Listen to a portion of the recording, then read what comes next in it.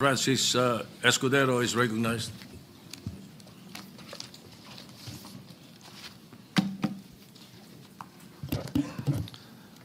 Thank you, Mr. Senate President. Thank you, distinguished Majority Floor Leader. I rise to make a brief manifestation in response to the events of recent days. Ginoong Pangulo, meron po tayong kasabihan sa wikang Pilipino. Kapag nagturo ka ng daliri sa iba, may tatlong daliri na nakaturo palagi pabalik sa iyo. Sa mga nakaraang linggo, malinaw na nililihis ang galit ng taong bayan tungkol sa mga ghost at substandard flood control projects mula sa mga totoong may kasalanan patungo sa Senado at sa ilang mga miyembro nito.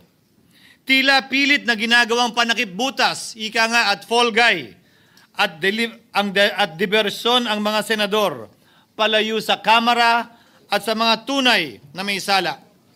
Klarong-klaro po ang script nito. Ipitin ang tatlong dating DPWH officials, pakantahin sa kanila, mema banggit lang na senador, habang pinagtatakpan ang mga congressman na tunay nakasabwat nila sa mga lugar na ginagalawan nila. Simple ang patunay dito. Kapanipaniwala ba na wala silang kinausap na kahit isang congressman nakaupo na totoong may hawak ng mga distrito sa lugar na ginalawan nila sa hinaba-haba ng testimonya nila dito o sa Kamara? Banggit sila ng banggit, name drop sila ng name drop ng pangalan ng senador. Mas kinaklaro naman kung inyong papakinggan na wala silang masabing direktang nakausap o binigyan ng anuman. Lahat ito para lamang ipako ang mga senador sa media at sa publiko at ilayo ang atensyon sa Kamara at mga congressman. Bakit nga ba? Dahil tila mas malaking isda, ika nga, mas mataas, mas kilala ang mga senador kumpara sa congressman? Umaasa sila na maiibsan ang galit ng tao sa kanilang mga anomalya ukol sa flood control at tuluyan na silang makakatakas mula sa anumang pananagutan.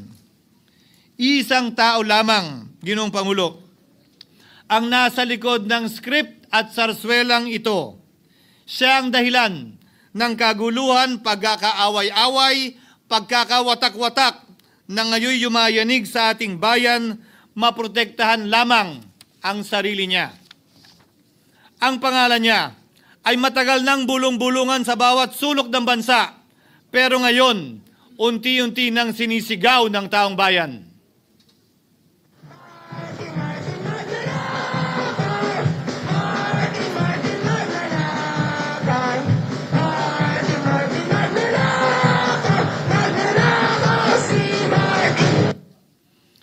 Pero Ginoong Pangulo, minamahal kong kasamahan, bakit tila sa Kamara, dito mismo sa Senado at sa ilang media ay hindi pa din nila kayang sambitin ang pangalan niya?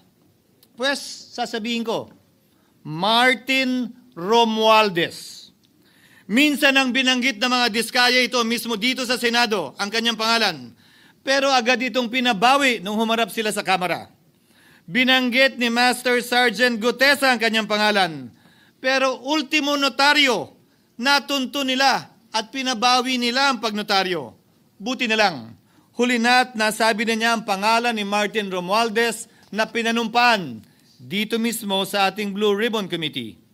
Hindi ba't si Ginoong Gutesa, hindi ba't si Sergeant Gutesa lamang, ang bukod tanging testigo na walang kinalaman, hindi sangkot sa flood control issue, walang hininging immunity, deal o proteksyon kapalit ng kanyang pagtestigo.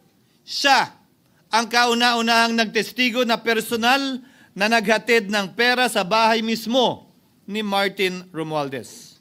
Ang salaysay niya, Ginoong Pangulo, ay kumpirmasyon ng matagal nang isinisiwalat ni Congressman Chanco at Mayor Magalong kung sino ang ulo sa paglilimas sa kaban ng bayan na ating naririnig na rin.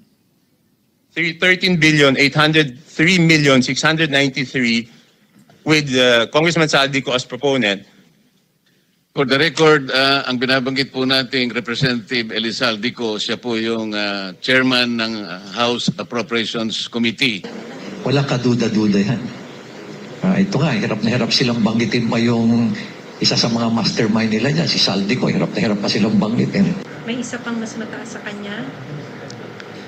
Hindi naman gagalaw yun kung walang... Siyempre, hindi naman gagalaw yun kung walang pahintulot yung mas mataas sa kanya. Which is the House Speaker.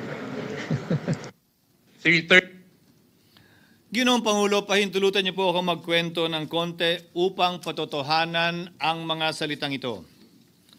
Taong 2023 nung tinalaga si Ginoong Kiko Laurel bilang kalihim ng kagawaran ng agrikultura. Bilang suporta sa kanyang mandato, tinanong ko noon ang isang simpleng katanungan sa budget process natin.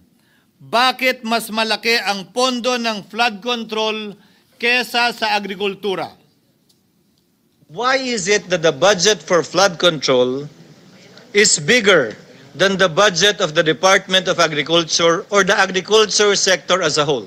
The fifth biggest allocation, not even a department, is flood control. And allocating a measly 31 billion for irrigation, for rice. Why? Pagkatapos po noon, tinulungan ko siyang bawasan ang flood control budget at idagdag sa 2024 budget ng Department of Agriculture. Aniya, tumawag daw sa kanya si Congressman Zaldico dahil pinapatanong daw ni Speaker Romualdez, bakit binawasan ang pondo ng flood control? Ngunit wala nang nagawa si Congressman ko dahil sinabi niyang pasayan ng Pangulo. Nung termino ko rin po bilang Pangulo ng Senado, maraming beses po akong tinanong ni Pangulong Bongbong Marcos tungkol sa panukalang budget para sa 2025. Sinabi ko po sa kanya ang buo at tapat na katotohanan para malaman po niya ang tunay na larawan at sitwasyon ng pambansang budget para sa taong yon. Ito marahil, Ginoong Pangulo, minamahal kong kasamahan, ang isa sa mga dahilan kung bakit pinag-utos ng Pangulo ang pag-veto at pag-for late release sa FLR at pag-hold ng malaking bahagi ng budget nila. Marahil, isa rin ito sa mga dahilan kung bakit ninais ng Pangulo na matanggal si Congressman Zaldico bilang chairman ng House Committee on Appropriations dahil sa mga inilahad ko at marahil na-discover din ng Pangulo kaugnay sa 2025 budget.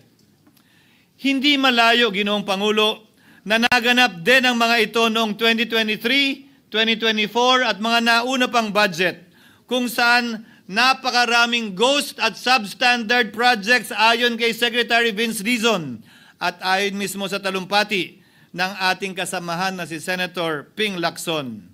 Ngunit marahil ay walang naglakas loob na sabihin ng katotohanan kay Pangulong Marcos o magsumbong sa kanya kaugnay sa ilang mga bagay na ito bago ako. Nais ko din pong kumpirmahin ang sinabi ni Congressman Toby Chanco na ang pag-file ng impeachment complaint laban kay Vice President Sara Duterte ginamit na paraan ni Speaker Romualdez para mag-release ng pondo nila na naka-FLR or for late release bago mag-eleksyon. Maski na alam po niya na hindi po ito kayang talakayin ng Senado hanggang sa Hunyo pa mula nung simula. Ulitin ko, ginamit ni Martin Romualdez ang FLR at ang pangalan ng Pangulong Marcos upang itulak ang kanilang unconstitutional na impeachment complaint. Sabi nila, pumirma kayo dahil kung hindi lalabas ang pondo nyo na naka-FLR bago mag-eleksyon. Subalit, Ginoong Pangulo, hindi ito umubra. Hindi ito umubra dahil tinanggihan ito ni PBBM. Sinabi niyang walang ganyang uri ng usapan at sinabi niyang hindi niya gagawin yon. Kaya't hanggang ngayon, nananatili pa rin for late release ang mga questionableng pondo nila.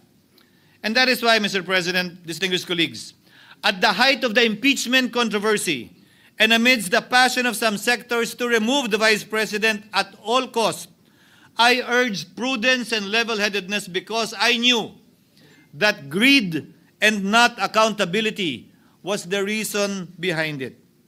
In the end, Mr. President, the Supreme Court vindicated us. The Supreme Court vindicated us by saying, among others, quote, "There is a right way to do the right thing at the right time. This is what the rule of just law means." Close quotations. Ginoong Pangulo, sinisi po sa akin ni Speaker Romualdez ang pagkakatanggal kay Congressman Zaldico. Sinisi po niya sa akin ang pag-FLR or for late release ng kanilang mga proyekto. Sinisi po niya sa akin ang pagkakadismiss ng impeachment complaint laban kay VP Sara na nakikita niyang makakatunggali niya sa susunod na halalan. Sinisi din niya po sa akin ang pagkakasira ng kanilang maitim na balakin sa 2025 budget na nagawa nila ng walang balakid na mga nagdaang taon. Ginoong Pangulo, naging tapat ako at ginawa ko lamang ang aking tungkulin. Kung ano ang tingin kong tama at nararapat para sa bansa at sa sambayanan. Subalit, sa kabila po nito, nagsimula na ang lahat ng bira, paninira at kaso laban sa akin at sa Senado. At ang nasa likod ng lahat ng ito, walang iba kung hindi si Martin Romualdez. Ika nga ni Mayor Magalong na ngayon lamang nakita ko sinisiraan na rin ngayon. Bakit ko ba nilabanan at binisto sila Speaker Romualdez mula noon hanggang ngayon kung kasabwat at kasapakat lang din nila ako? Hindi ko po gagawin yun. Sa pinasangkig ng tennis court, ang nasabing gusali sinimulang pinatayo noong ika-6 ng Oktubre taong 2022 at ang kontraktor, ang St. Gerard Construction na pagmamayari ng mga diskaya na nasangkot ngayon sa mga maanumalyang flood control projects. Dahil dito, kwenasyon ng ilan ang pagiging special advisor ni Mayor Benjamin Magalong sa ICI. Lalabanan ko ba yung anlalakas na yan, sila Speaker? Lalabanan ko ba yung mga mayayaman na yan? Kung ako'y bulok, I fought for what is right. Ano nga ba ang ginawa nila sa akin? Una, hinalungkat ang isyu ng campaign contribution na tinanggap ko mula sa isang individual na may-ari ng kumpanyang nakakuha ng kontrata sa gobyerno. Inipit niya ang budget ng COMELEC sa Kamara dahil dito at binusisi ang di umano kaso kong ito. Subalit, Ginoong Pangulo, tulad ng sinabi ko sa simula ng aking talumpati, kapag ka nagturo ka ng daliri kanino man, may 3 daliring nakaturo pabalik palagi sa iyo. Anong nangyari? Hindi ba't biglang may lumabas na ulat ang PCIJ na ang dami naman palang opisyal, hindi lang senador, mas mataas pa ang tumanggap din ng ganung uri ng kontribusyon noong 2022 elections? Ang tanong ko ay simple. Kung legal at walang mali sa ginawa nila, edi dapat legal din at tama ang ginawa ko. Pero bakit ako lang ang iniimbestigahan tungkol dito? Higit pa doon, Ginoong Pangulo, hindi ba tayon kay Mayor Magalong merong 67 na miyembro ng Kamara na kontraktor? Ito po ay mga miyembro ng Kamara na may construction firm na nakakuha ng kontrata sa gobyerno. Kung bawal talaga ito, ibig sabihin ba niyan, bawal na nilang gastusin ang sarili nilang pera para sa kanilang sariling kandidatura? Bakit hindi din binubusisi yun? Bakit hindi inaalam yun? Ako lang talaga? Pangalawa, inintriga ni Martin Romualdez ang dating liderato ng Senado dahil sa pagkakaupo at pagdinig ni Senator Marcoleta sa Blue Ribbon Committee dahil marahil sa pananaw niya ay hindi siya safe kay Marcoleta.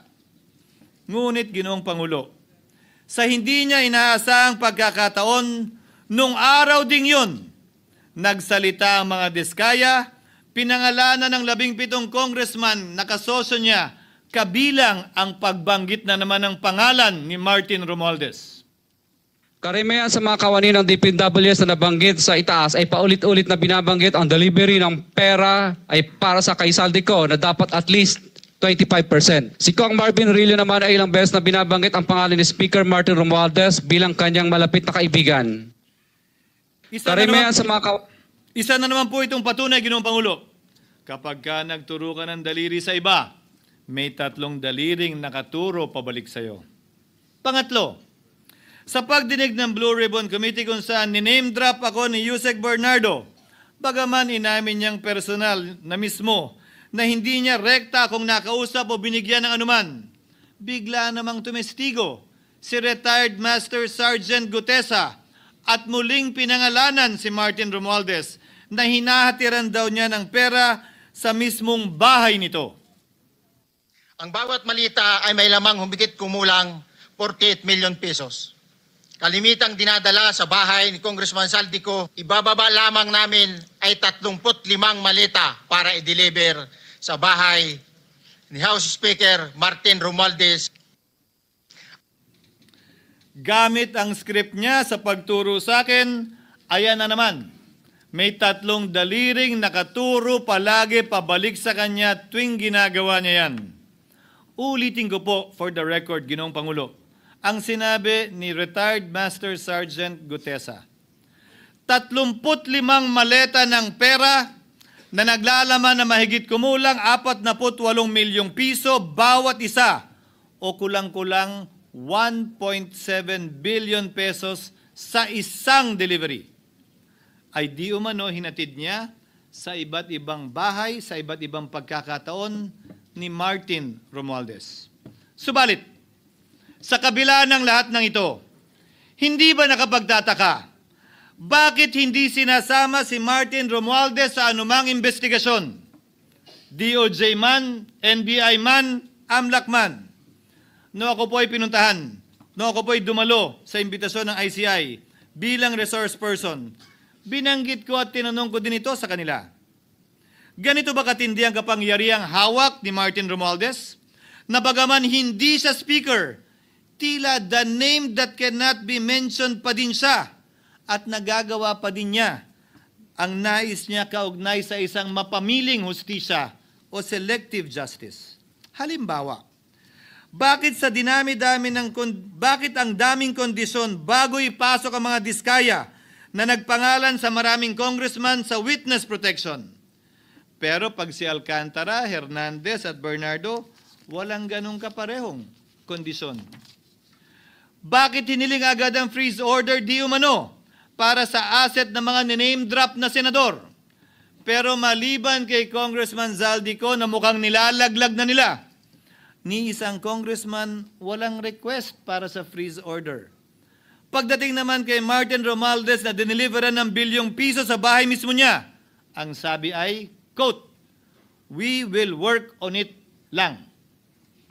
Bakit interesado ang lahat sa 6 na senador na idadawit di umano ni Bryce Hernandez na handang-handa tayong alamin sana kung sino-sino sila para mapagpiestahan natin sila?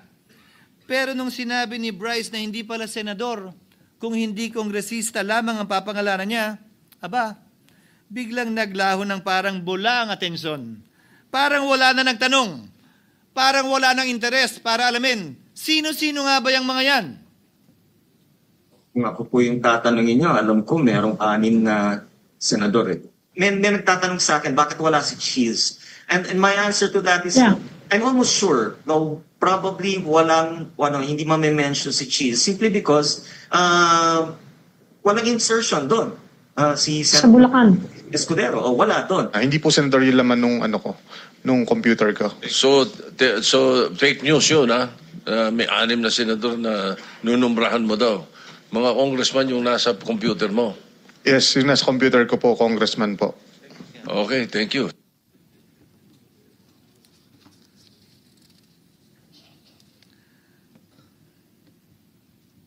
Nagkataon lang ba, Ginoong Pangulo, na ang mga nakaupong senador na dinidiinan sa ngayon ay ang dating Pangulo, dating pro tem, dating punong mayoriya ng Senado, na lahat nagkataon din lang ba na bumoto kontra sa depektibong impeachment ni Vice President Duterte o talagang tinumbok lang kami? In other words, Mr. President, are we truly for transparency and accountability, or are we merely offering a politically convenient sacrificial lamb in an attempt to appease the rage of the people? What is painful, Mr. President, is that along the way, reputations have been disparaged and tarnished. Innocent persons have been implicated, and the Senate is slowly but surely being destroyed.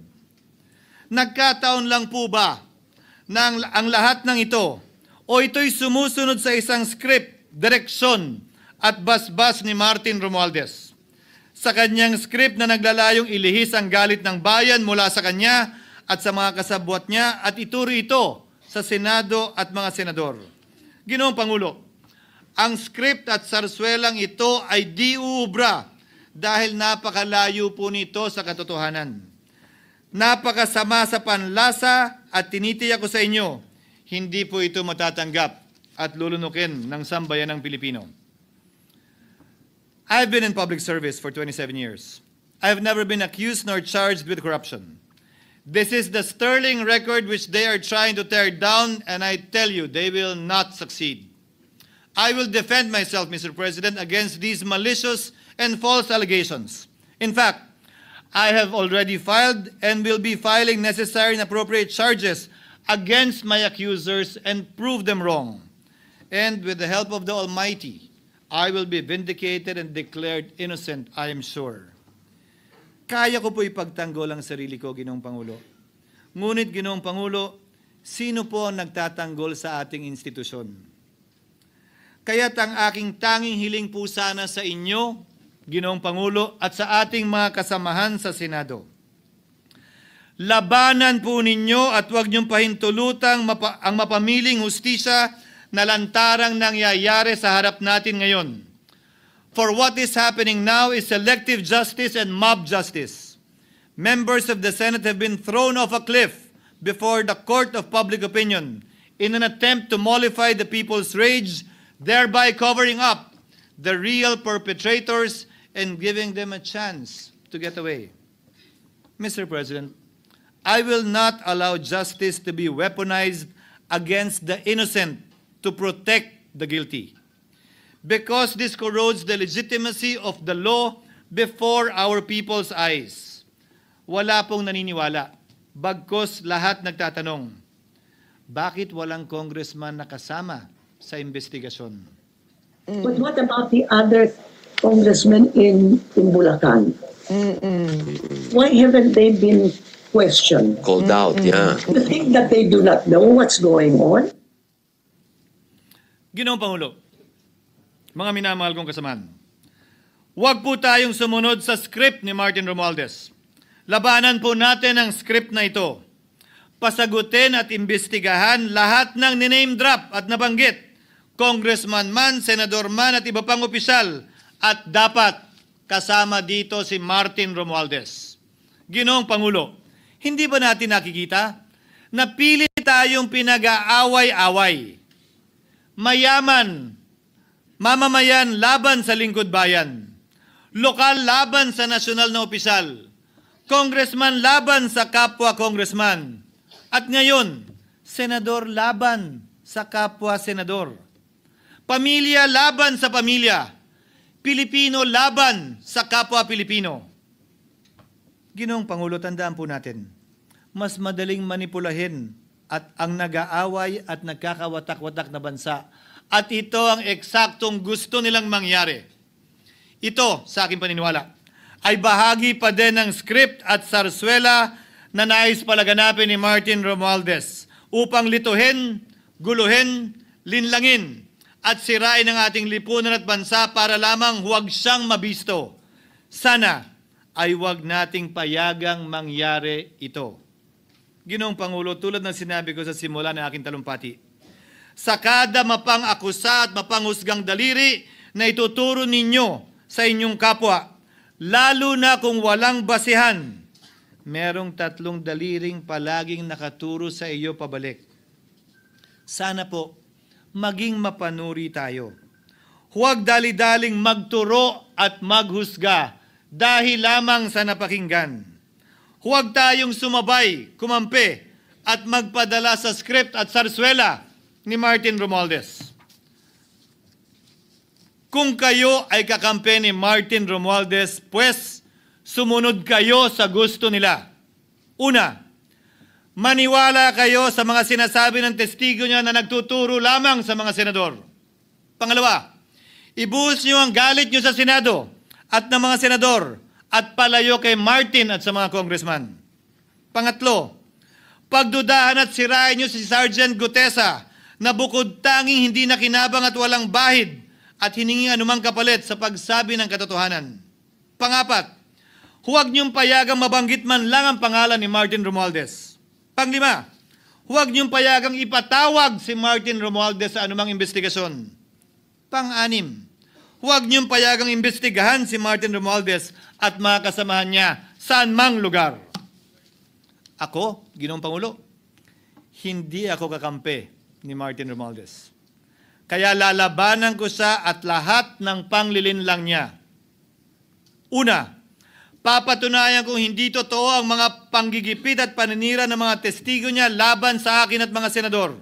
Pangalawa, tututulan ko ang paglilihis at diversyon na ginagawa niya palayo sa kanya at sa Kamara. Pangatlo, hindi ko papayagang sirain ang mga senador pag away-awayin tayo at sirain ang institusyon ng Senado. Pangapat, pinaniniwalaan ko at saludo ako kay Sergeant Gutesa at iba pang katulad niya sa paglabas ng katotohanan. Panglima, hindi ako matatakot banggitin ng paulit-ulit ang kanyang pangalan, Martin Romualdez. At ipaglalaban kong ipatawag at imbestigahan si Martin Romualdez at lahat ng kanyang mga kasangkot at kasama.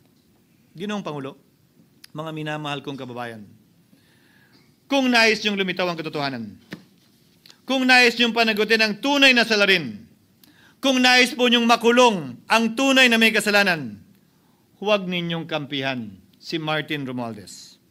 Punitin natin ang script ni Martin Romualdez at higit sa lahat, huwag magpadala, huwag sabayan, huwag maniwala sa sarswela na nilalako ni Martin Romualdez. Maraming salamat po, Ginoong Pangulo, at magandang hapon po sa ating lahat.